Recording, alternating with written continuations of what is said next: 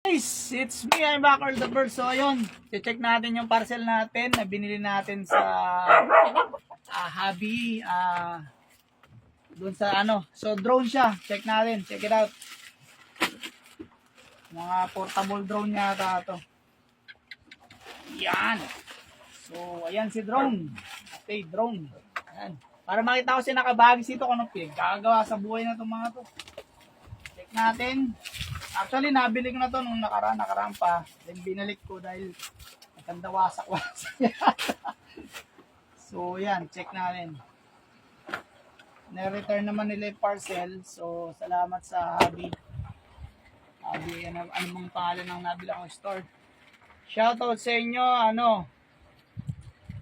JMK na lang ito. Basta sa Hobby.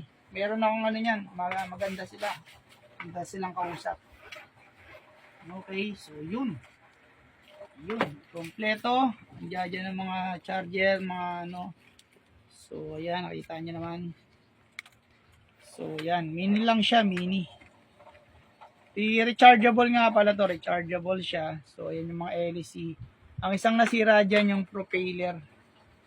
Ito, signal niyan.